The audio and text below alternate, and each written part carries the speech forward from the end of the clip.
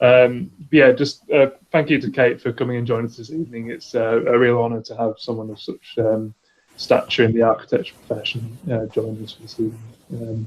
But yeah, if you'd like to take us away, with your cooking. Right, well, it's very nice of you to invite me. I always enjoy talking to the younger generation. It makes me feel not so irrelevant. Things have changed so much during my career. Going back to the beginnings of my career, it was the mindset of my generation of architects, which grew up during World War II, that we were framed in the context of the Beveridge Report, which was really the foundation of the welfare state, established when the UK was virtually bankrupt. And this identified the 5 giant evils of want, squalor, ignorance, idleness, and disease. It was my great good fortune to return from Scandinavia in 1964, when Les Trente Glorieuses, as the French have dubbed it, which was regarded as the 30-year consensus which held across Europe. The governments had a duty to ensure the provision of the 3 necessities for a decent life, namely secure shelter, education, and healthcare for all. And if you look at this graph, you'll see that 1965 was indeed the zenith of the public housing production activity. Green being the colour of the band at the top, where we were building like crazy. And this ethos attracted nearly 50% of our profession to work in the public sector, which proportion has now shrunk to roughly 7%. Housing was rightly seen as central to attacking the giant evils identified by Beveridge. Without a secure home, you can't really expect to have good health or be able to aspire to excel in education. All of this framework of progressive protection was picked apart, has been picked apart since 1979 and the introduction of right to buy. Now 4 out of 10 homes sold under that heavily subsidised scheme are owned by buy-to-let landlords, with tenants paying more than twice as much in rent. We have become a nation of rentiers, a housing market with an economy attached and very much subsidiary.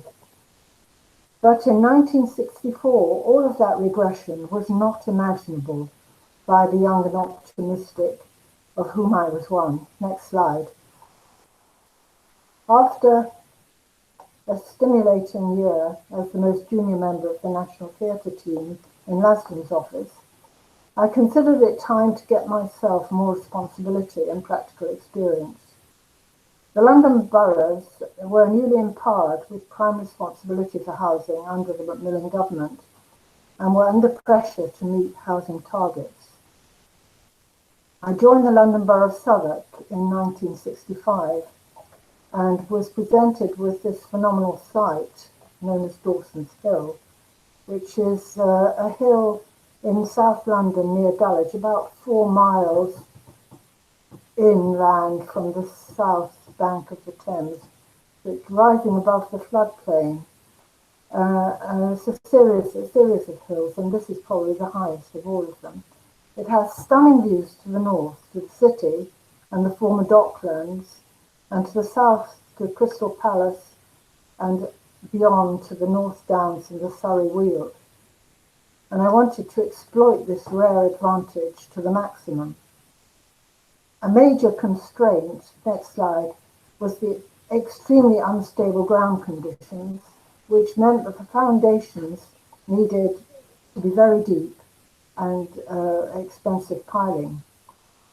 My solution was a pair of interlocking step ziggurats, varying in height from 3 to 4 stories, 3 to 12 stories, and the tail of each of these ziggurats flipping around 90 degrees to enclose a communal car-free open space, safe and well supervised by overlooking dwellings, though open for the enjoyment of the surrounding community. The reduction in scale towards the extremities and the staggering of the high points differs to the surrounding scale and minimizes the blocking of sun and view. Next slide. The diminished in scale tails were linked across to the vertical circulation around which the blocks stagger down in order to give the convenience of the shortest possible route to lifts for anyone, no matter in which part of the blocks they might be living, but also to provide a greater sense of enclosure to the central space and strengthening this. Next slide. I organised the varying maisonettes so that 3 different sizes shared a common access way to ensure that the larger and smaller families would be neighbours and hopefully assist in the social mixing. All of the dwellings are dual aspect split level and they're all to ParkerMorris Standards, which was a report brought in under Macmillan government and scrapped by Thatcher as ensuring that it was called Homes for Today and Tomorrow. So these were regarded as minimal house standards, base standards, to which we should gradually improve. Scrapping of the ParkerMorris Standards meant that the volume house builders production since that date produced dwellings with the worst space standards in Europe. Next slide. All the living rooms are south-facing, apart from the flip-around, those 3-story blocks, and they're all just half a flight from the front door. And every dwelling has at least 1 balcony, some have more. Next slide. The parking is tucked around the north side of the block, half a level down from the most approximate living space. And the exception is to the flip to the south facing is these 3 stories, which are orientated east or west. The place stockade, which you see in this slide, has now been replaced with a rather more conventional play equipment, probably health and safety concerns. The next slide. The central conundrum of volume house building, to my mind, is how to strike the balance between privacy and conviviality.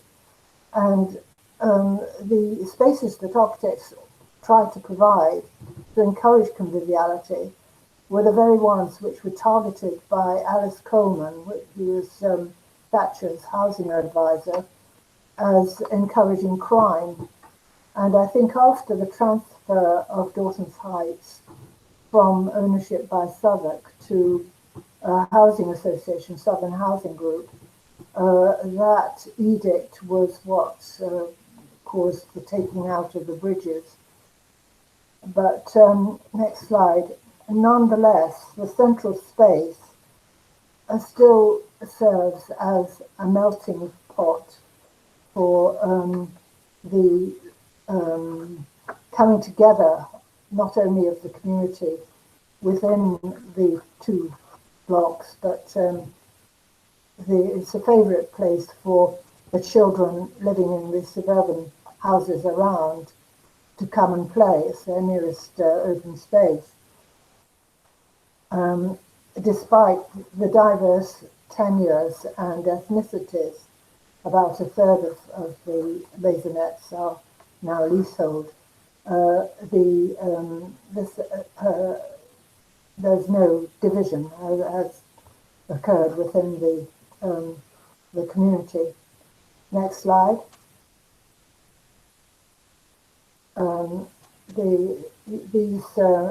During the summertime, these events are organised by a group of mainly mums, and I've attended a couple with my granddaughter who's joining in Fancy Castle and all that stuff. Next slide. The regrettable removal of the bridges by Southern Housing Group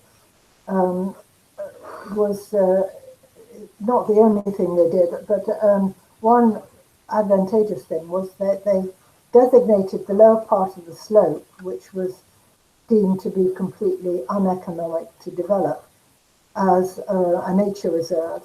And so this is where people can go and watch the birds and the butterflies, but they can also get a splendid view of fireworks over the Thames if there's some national celebration going on.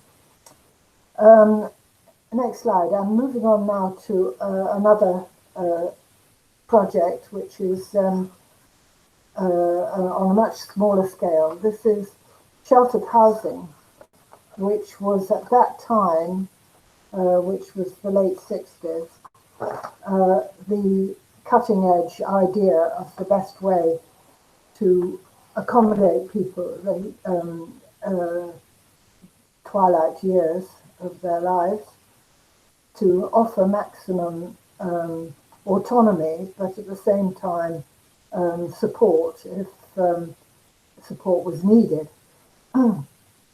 So this is a suburban site. The orientation is running east-west, and it was the garden of quite a large Edwardian house. So it was very well treed, and I wanted at all costs to avoid an institutional type of atmosphere. So I designed it as 5 near identical cluster blocks, each block containing 8 dwellings, or at 2 stories. And it was also the first metric scheme which Lambeth, together with all other local authorities, were instructed by central government to build in preparation for going into the European Common Market. And it was another constraint was placed on us, was to what they called modular coordination, which basically meant you had to work to a 300 by 300 grid. So I opted for a concrete masonry block, which was made by Forticrete, Denys masonry. Next slide, please. Which is a module of 400 by 200 by 100 thick. And this established a discipline on the dimensioning of the buildings, so that it was built into the specification, and there would be no site cutting of blocks. So the sills and the lintels are all specials, but they're standard specials. And these blocks of flats are linked with a covered way, which doubles in width, where it intersects with an entrance to one of the dwelling blocks, which allows residents to linger at that point and chat if they happen upon one of their neighbours that they want to have a little catch up. And the common room and warden's flat are on the street frontage, so that as the residents enter and leave the block, they can peep into the common room and see if there's someone there that they haven't seen for a while and have a catch up. And the warden, when there was a full-time warden, there isn't anymore, is in a good position to supervise what's going on. Next slide, please. This shows the communal staircase of a typical block, and you can see through into the covered way as it's traversing. Next slide. And the communal staircase is naturally lit with ley lights to north and south, and the threshold condition is slightly more generous than minimal, so that if they want to personalise it a little bit, they can do so. Next slide. And here you can see the benefit of the garden, the green space. I set out all the buildings from the existing trees, so that no tree had to be taken down. And this is a characteristic of the scheme, which is much appreciated by the residents. Now, Lambeth is an authority which is totally transformed from the days of the Ted Hollamby chief architect's term of tenure. I got a call from the daughter of one of the residents in 2013, telling me that Lambeth had informed all the residents of their intention to demolish and to re-accommodate all those residents who had moved there in good faith, thinking this was going to be where they would end their days, into they knew not where. They couldn't tell them where they would be going, and they certainly wouldn't all be kept together. And they were most unhappy about this, and they asked my advice how they could resist it. So I said the only way you can put up a resistance is to go for listing. So together with Docomomo, next slide please, I'm getting ahead of myself here. This was just to illustrate how the residents appreciate the private or quasi-private outdoor spaces and make full use of them. Because the brief called for 2-person and 1-person dwellings in the proportion of 3 to 1, I was able to do these setbacks at first floor level so that the first floor gets a generous roof terrace. Next slide. And I must admit, my surprise and delight, and needless to say, the delight of the residents, in 2015, we heard that it had been listed grade 2. And one of the residents, who is actually in this image on the right-hand side, proposed that Lambeth rename the whole complex in honour of the architect, which was a great compliment to me.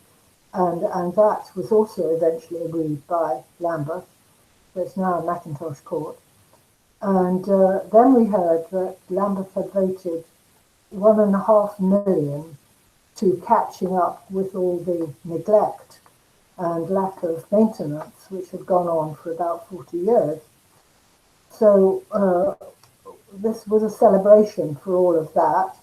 and we were on a high. So it was a great disappointment when in 2015, no, beg your pardon, in 2018, I got another call from a resident saying, Kate, please come down. There's terrible shoddy work going on. Next slide, please. And so I hastened down there as quickly as possible. And this horrific scene is what met my eyes. All of this work is totally illegal. And it became evident to me in the subsequent meeting with Lambeth personnel that they had not bothered to get, there's 2 design and build contracts running simultaneously with no coordination and no drawn record of what routes the installers of the pipe work were going to follow. Originally, all of the distribution pipe work was in subterranean ducts, so you didn't see anything of this sort at all. And since then, I'm afraid matters have gone from bad to worse, despite campaigning and bad publicity for Lambeth.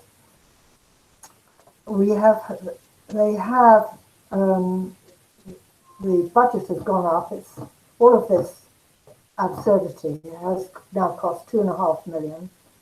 The system breaks down on average every 2 months, and now with increasing frequency. We have had 3 public apologies, 2 expert reports have been produced, all costing fees, and no effective action whatever has been taken to rectify matters 2 years after practical completion.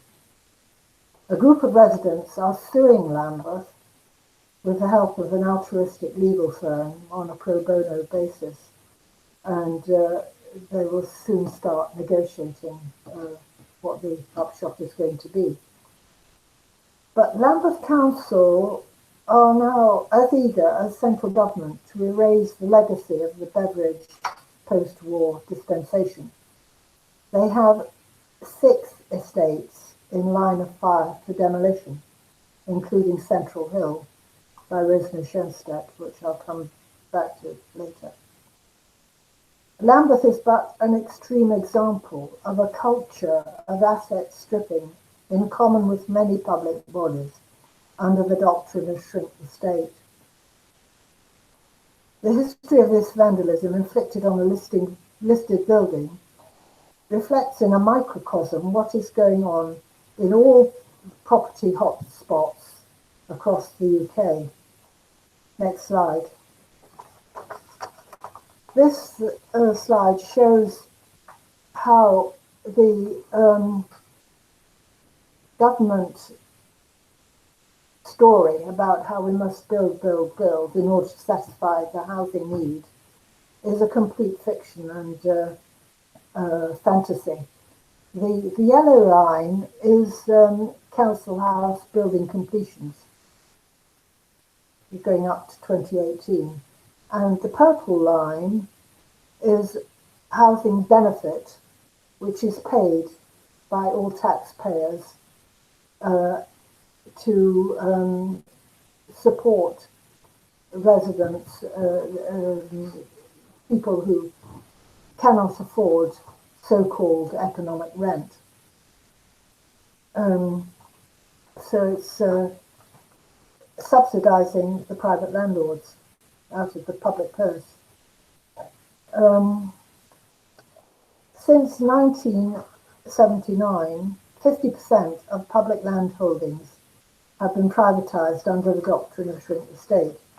All public bodies, from the Forestry Commission to the Ministry of Defence and the NHS, and of course local government, have been obliged to prepare yearly audits of their land and property, together with justification for needing that property. Naturally, as austerity has bitten, local authorities have been compelled to shed staff and activities, and therefore it can appear that their property holdings are excessive to their requirement. The canard that the policy objective of solve the housing crisis is a fiction is illustrated by this graph. No requirement to justify need is placed on the private sector, where it is almost impossible to discover who owns what, as purchases are frequently made through shell companies registered in tax havens. Land banking is rampant, and this corporate capture of public land, next slide, is a form of legalized larceny. This slide shows the top line is inflation in land, and below that you have dwellings, other buildings and structures and other forms of wealth. So you can see there is no particular incentive to build, since you just hold on to your land and you get richer. The reason the corporate world is so keen to invest in land is blatantly obvious from this slide. A select committee report published last year notes that the value of land in UK, according to 2016 data, represents 51% of our national net worth. That is twice the proportion in Germany and significantly greater than the G7 average, which is 39%. This is not an unintentional side effect, but a central and deliberate consequence of government policies, whereby secure shelter has become not a citizen's right, but the central core focus of life's endeavour, binding the individual into the mantra of the marketization of all things. Precarity penetrates well into the formerly secure middle classes and has moved down the generations, as I'm sure you students are only too well aware, ensuring, the government hopes, a more docile, malleable population, acceptant of further erosions of previously assumed to be secure democratic rights. Next slide. The theory that flooding the market with houses will result in improved affordability is absurd, as demonstrated on this slide. The volume house builders have a vested interest in scarcity, which produces inflation. You see here this solid dark line, that is housing inflation. And you see that the private market didn't pick up the level of production which was formerly the activity within local authorities, and housing associations are just jogging along at about the same rate. Over the last 5 years, an average of 31,500 per annum social houses have been sold, each carrying an average public subsidy of £60,370. 4 out of 10 houses sold under right to buy are now owned by buy-to-let landlords, with tenants paying more than twice as much in rent. And many of those buy-to-let landlords, I may say, are sitting in Parliament on the green benches. 9.3 billion is paid per annum to private landlords in housing benefits. Next slide. The consequence is that of all the countries in Europe, we shell out the highest proportion of GDP in housing benefit, which is still inadequate for those greedy landlords. And so we have 130,000 children in UK, roughly, living in temporary lodgings, and an exponential rise in homelessness and deaths on the street. The blue line at the top, that is the level of roughly the proportion of GDP that we pay out in housing benefit. Down at the bottom here is Germany, which intervenes to control the private landlord.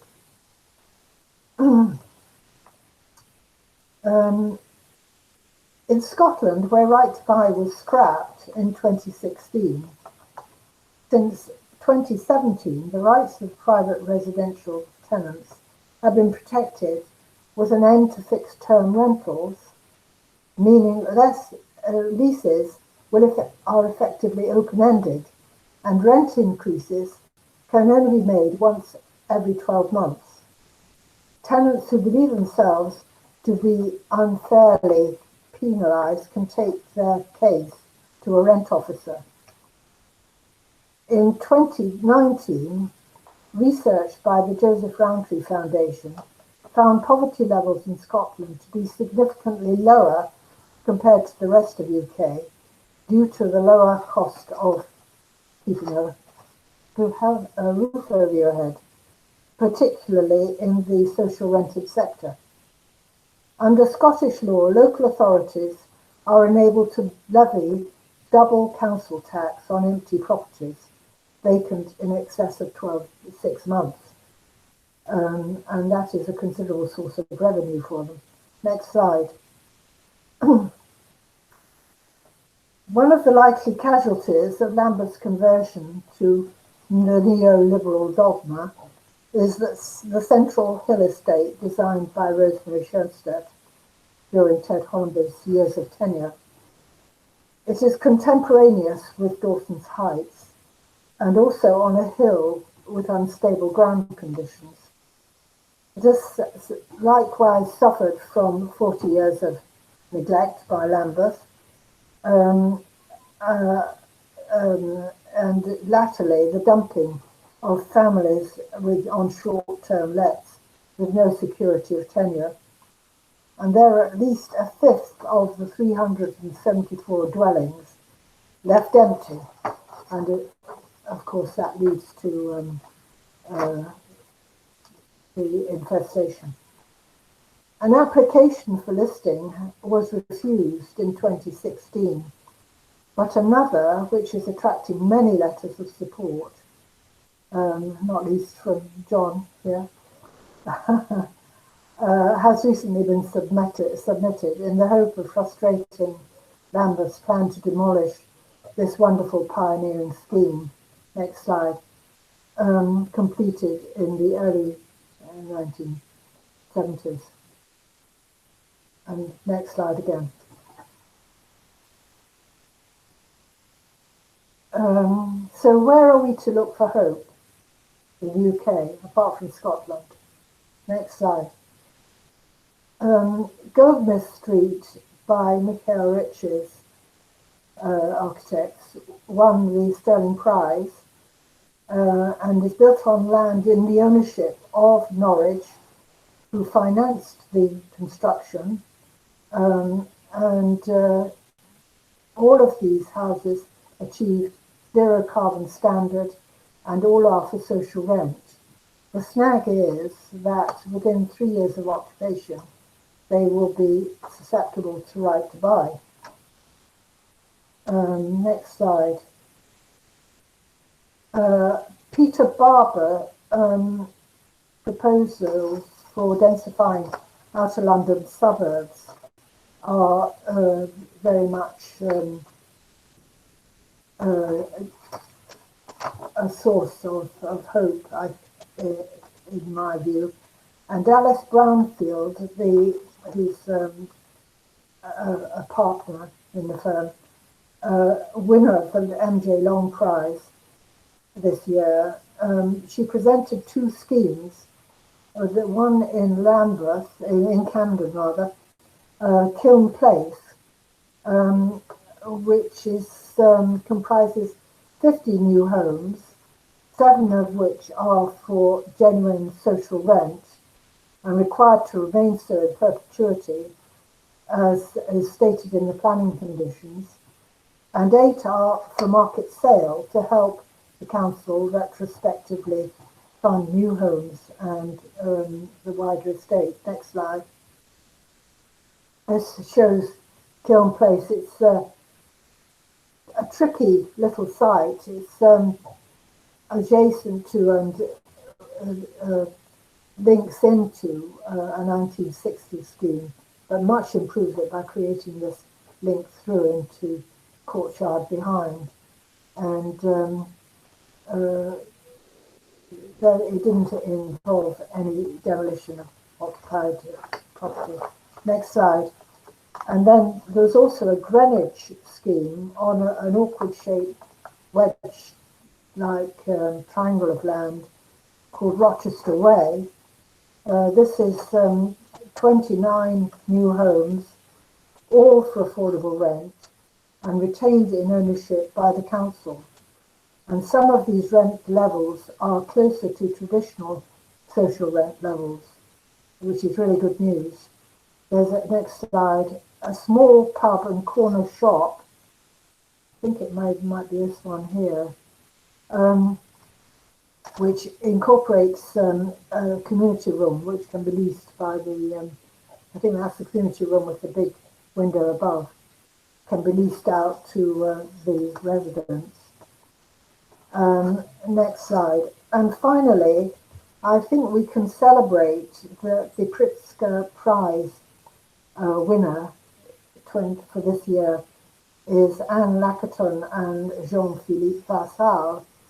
In their award celebrates the re-evaluation of the importance of maintaining, adapting and upgrading existing structures, avoiding the huge waste of sending embodied energy to landfill, next slide, and the human pain involved in forcibly relocating people.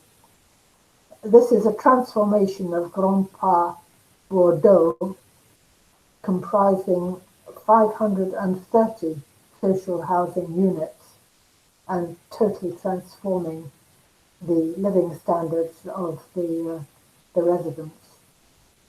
That's the end of my presentation.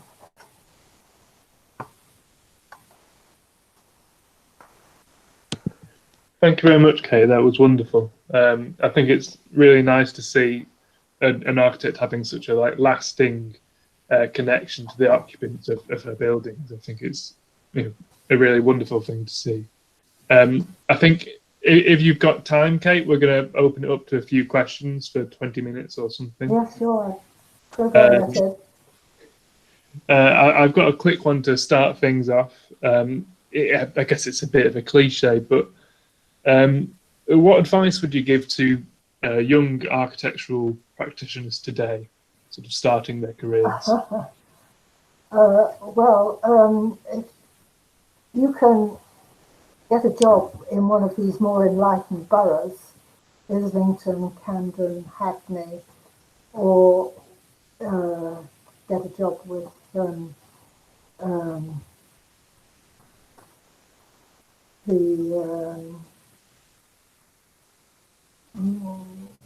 architects working for them, then you'd be very well placed to pursue that.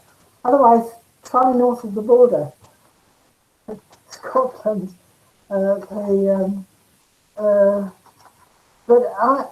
Yes, Peter Barber's absolutely wonderful. If we hadn't already left the EU, I'd say go abroad. But I suppose you could still go abroad, as I did when I left college. I'm very keen on cooperative housing, of which there is a dearth in this country. The biggest, most successful scheme, I think, is the Coin Street housing on the south bank of London. But that only happened because Ken Livingstone enabled it to happen. There was a switch in control just about the time that the Conservative regime was about to give planning consent to a commercial development of hotels and offices along the South Bank. And because of the Coin Street development, and only because of the Coin Street development, you have got this continuous walk along the South Bank all the way to London Bridge. And also there are 3 pocket parks along that route, and one of the most popular places of resort in London in non-lockdown times. Markets and all sorts of activities take place there. So that shows what can be achieved. But having worked in Scandinavia, where the cooperative housing section provides about a third of the house building which is available. It's there the building societies are not just the funders, they actually commission building to take place. So it's only there is a suppressed demand in this country, I'm well aware. The difficulty is to get hold of a site, which might be easier in Scotland where land prices are lower. Yeah, I think that's a really interesting answer in terms of getting involved more with councils as well. So, schemes like public practice, I suppose, are probably quite good schemes to get into these days. We've got a comment from Kath who said, so many parallels with Park Hill and the Hyde Park estate in Sheffield. The Tory policy of right to buy must be stopped. Yes, that's very true. And Sheffield is quite a tragic example, as I know from reading Owen Hatherley's report on the general theme of a review of housing across various authorities, that they demolished so much social housing in Sheffield. And you've got one of the largest housing waiting lists in the country as a proportion of the total population. It's rather like Lambeth, Labour in name only. Flying under a false flag. Yes, it's quite shocking seeing some of the images of Hyde Park and the Kelvin flats that used to be in Sheffield, and seeing what there is now. Yes. Anyone any questions, sir? I think we did have a hand raised. If you raise your mic off and go for it. I think Lewis has raised a hand. Hello, yeah, can you hear me? Yes. Hello, just want to start by saying I live locally to Dawsons Heights, and I'm a massive fan of your work. I spend a lot of time kind of on the nature reserve, and think it's an amazing place to be. I think one of the things that creates such a great environment there is the removal of cars from the site, the fact that they're kind of pushed to the edge. And I wanted to ask I've heard in a talk you gave before that you kind of advocated this idea of a car-free city. So how important do you think the idea of kind of removing cars from residential areas, or just a city in general, is to creating kind of good quality housing? I'm glad you raised that point, Louis. I think that the dominance of the private car makes commercial housing to achieve a humane environment through a commercial developer virtually impossible. There's a massive housing development going on to the north of Winchester, about 2,000 houses, the biggest single expansion of this city. And the planners have demanded not only that there must be a garage for every dwelling, but there must be 2 parking spaces in addition. And this is just such a gross waste of land, apart from anything else. To my mind, if you're thinking about the sort of environment you want to create in and around housing, or any urban environment, start with the children. And what are the needs of the children? What creates a healthy, outward going, adventurous, curious mentality? And this is totally antipathetic to the car. You've got to be able to let your child roam in safety. And the car, at the end of the day, is a killing machine. Not just that it could get run over, but it's the pollution problem.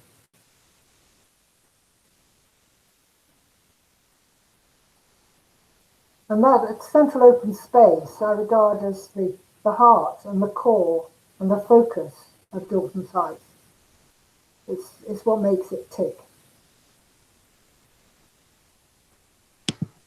I think that was one of the nice things about the Central Hill scheme that you showed, where you had those sort of observation spaces where you could sort of look over see children out there, but not being too sort of needing to look at the same time.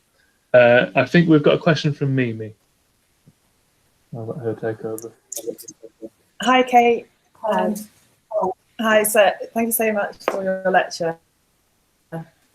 Really, really interesting. And looking at Dawson Heights, it reminded me of something that has been addressed in the recent London Growth Plan about how quite a few of these new flats which are going to be proposed should have double aspect.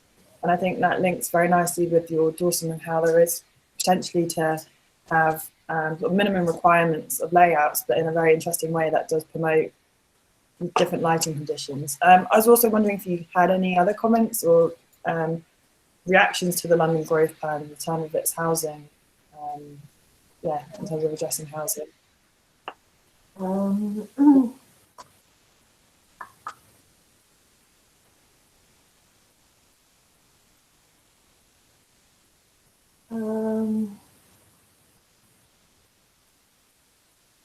I don't know what housing schemes. When my son's an architect, and he studied at the Macintosh School in Glasgow, and at that time, this was the only school in the country which was giving the students housing projects, and was also giving them projects for urban infill. As all the other schools seem to be focused on the iconic building, the museum, the concert hall, or Zaha Hadid, and what was he called, Mr. Blob.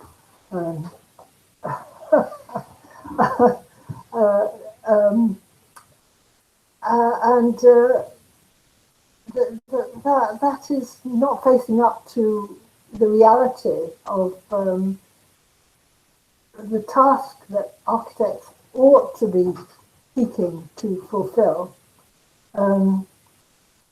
It's not about me, it's about what does society need. Until I don't know what they're teaching you in Sheffield now, but I hope it's moved away from that period of the big icon.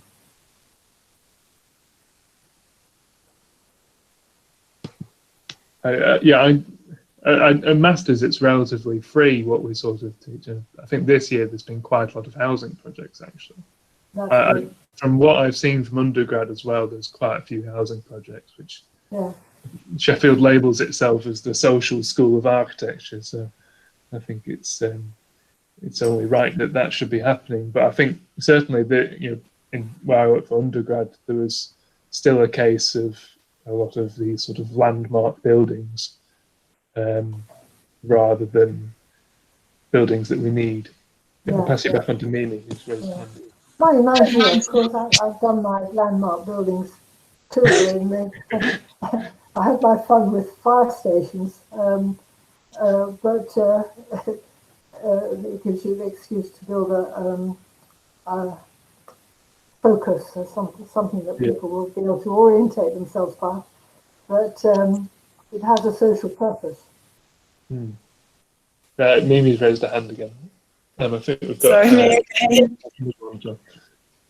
I think this is slightly pulling back to what Louis was talking about before. My project that I've just finished was based in Thamesmead, which is again a kind of social housing design, but very much at the forefront was car and vehicular access, which has kind of left its legacy and not quite achieving its vision, whereas it was really nice seeing how that people are using those public spaces that you've created in front and in the courtyards. And I was wondering, again, this is probably quite a Sheffield way of thinking about things, but I'm sorry if I have missed it and you've discussed it, but was there any level of co-design or participatory engagement in being able to work out what it was that would make these spaces so well used over a long period of time?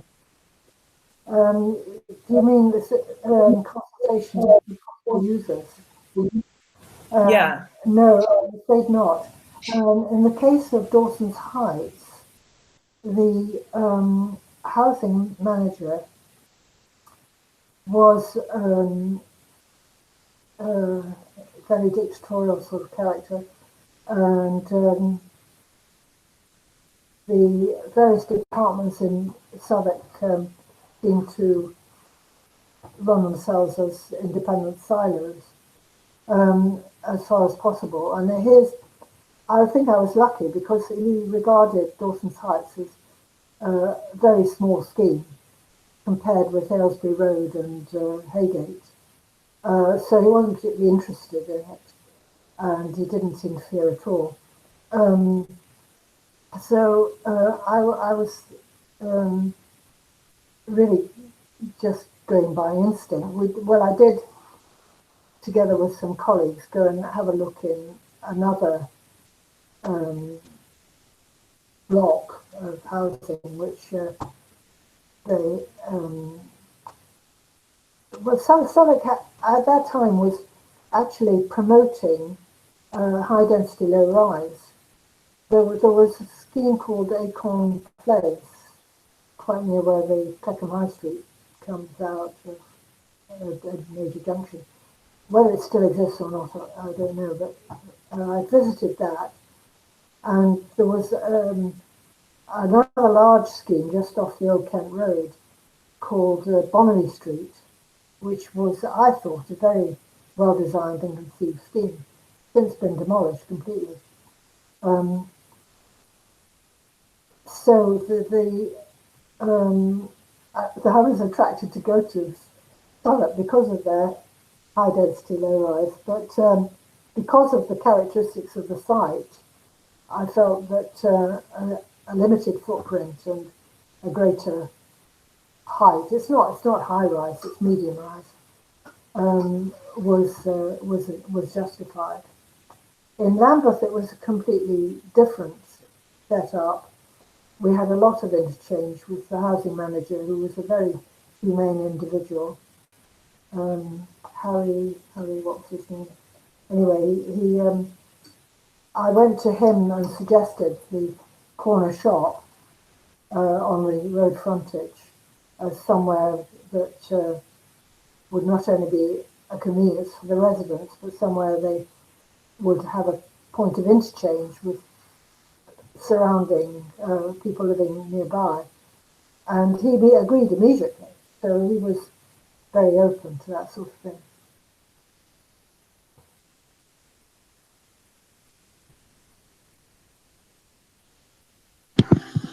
But you couldn't meet with potential residents because they were going to come off the housing list, and you didn't know which ones would be selected.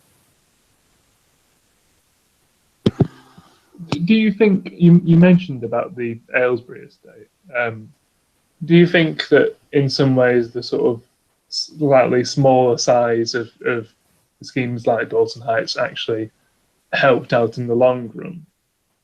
Yes. When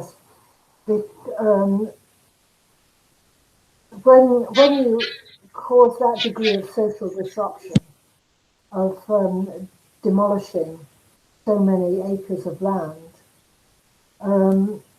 it takes a long time for the community to rebuild. And it's a great tragedy that it just about got to that point where the community links had all been established when they move in and decide to do wholesale demolition. Southwark, I may say, my impression is, has much improved since the days when they pulled down Haygate, which was not only a disaster socially, but also economically. They've virtually made no money out of that redevelopment at all. It was so enthralled to the Australian developer Lendlease. They were taken for a ride, completely taken for a ride. But I think they've learned their lesson from that. But we did have an RIBA conference in the mid-70s, I think it was, on housing, which came to the conclusion, there was a summation of all the various discussion groups at the end, that there should be a maximum size of a new housing development which was aimed at a specific limited income group.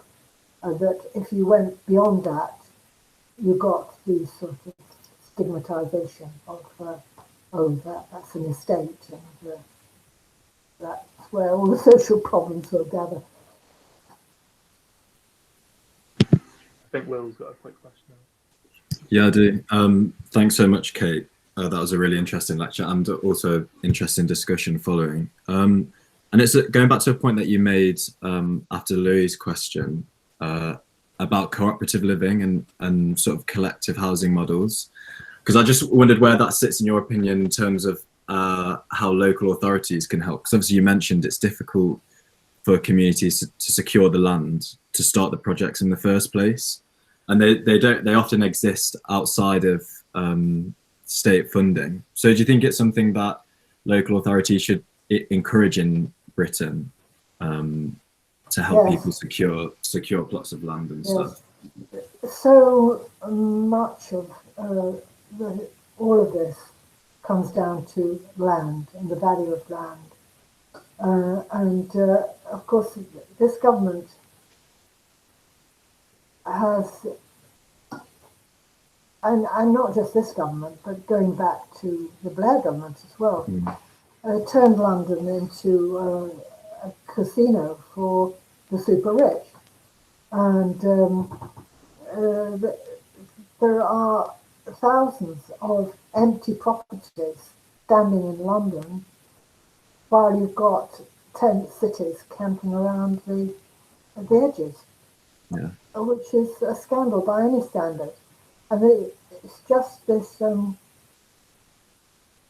because it's regarded internationally as a safe investment. Anna Minton talks about deposit boxes in the sky. This complete distortion of what is the purpose of housing, not to protect the wealth of some Russian oligarch or some dodgy sheikh.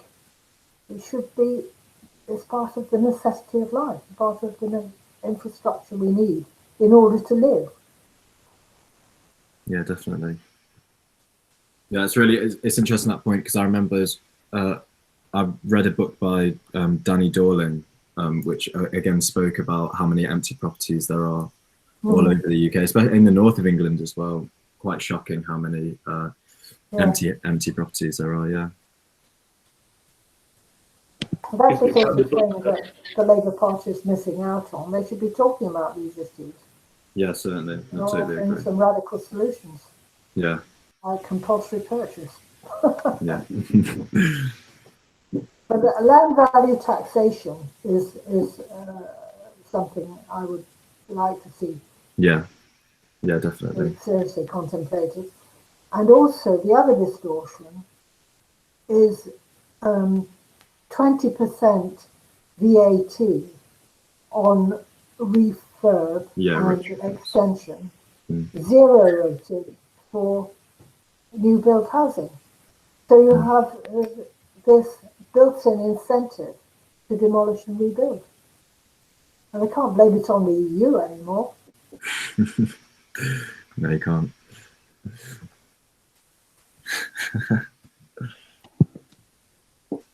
Unless anyone has any questions, I think we can let Kate get on with her evening. And if you've got any final words to say or anything, Kate. Well, it would be good to see the solution of Lacaton and Vassal being used in this country. And if they had applied that to Aylesbury and Haygate, they could still be standing today. Definitely. And they didn't take the residents out while it was going on. It was just on the exterior of the building. I think if anyone hasn't seen the pictures on their website, they're really interesting because they have about 200 or something pictures of the in process of the sort of building work and showing the before and after pictures. It's not as though they had any particular architectural merit. In fact, they've been hugely improved architecturally, apart from the standard of living that they afford to the residents. It was quite interesting to see when they won the Pritzker Prize. It was for the first time I've seen people on architectural community on Twitter actually be all agreeing on something for once. They did a scheme in Paris as well, not such a huge scheme as that Bordeaux one, but that's a big hurrah from me. But yes, thank you once again, Kate, for a really wonderful talk. And hopefully you might get to come to Sheffield at some point as well in the future. Yes, that would be good. Yeah, thank you once again. All of you with your careers. Thank you so much, Kate. Right, have a good evening, everyone, and thank you for joining us. Thanks so much. Right. Thank you very much. Bye. Bye. Thank you. Bye. Bye.